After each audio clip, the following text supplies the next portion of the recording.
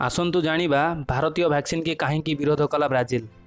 गत 1.5 वर्ष है चाइना प्रचार प्रसार करुवा वुहान भाइरस यानी कोरोना भाइरस सारा विश्व को आक्रांत कर सारा बहुत क्षति कर सारा। प्राय सबु देश मानकर अर्थनीति पूरा डाउन होगा।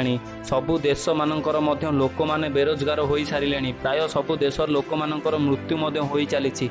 एमती भी लोक अच्छा सांगरे कौन घटुची सरकार किसी जानीपारुनी।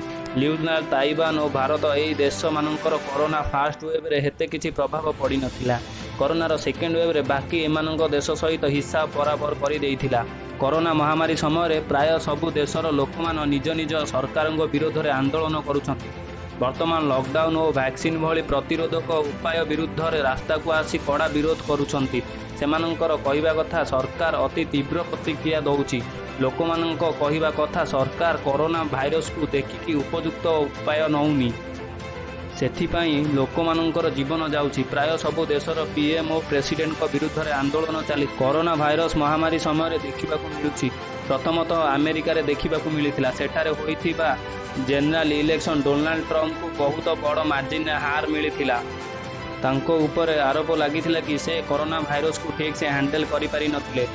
सेथिपाई अमेरिका रे बहुत लोकंकर मृत्यु घटीला। ठीक यही फास्ट इज्राएल और ईरान में देखा मिलता। वर्तमान ठीक यही फ्रांस ब्रिटेन ब्राजिल आंदोलन देखा मिलूँ।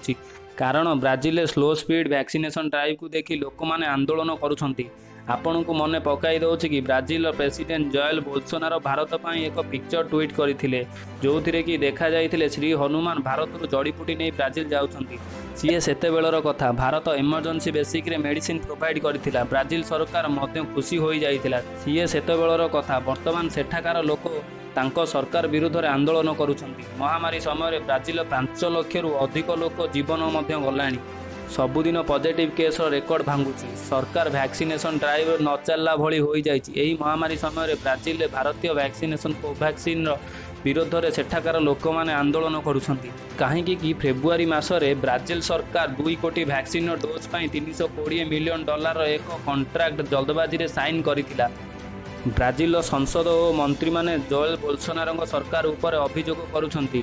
भारत बायोटेक सांगरे होइथिबा डील बहुत करप्शन होइछि बेली कुहा जाउछि। सेठाकार लोकमानकर कहिबा कथा कि Bharat Biotech vaccine highly price. जेमिति कि आमको हाई एफिकेसी रो मॉडर्ना और फाइजर भली वैक्सीन दरकार।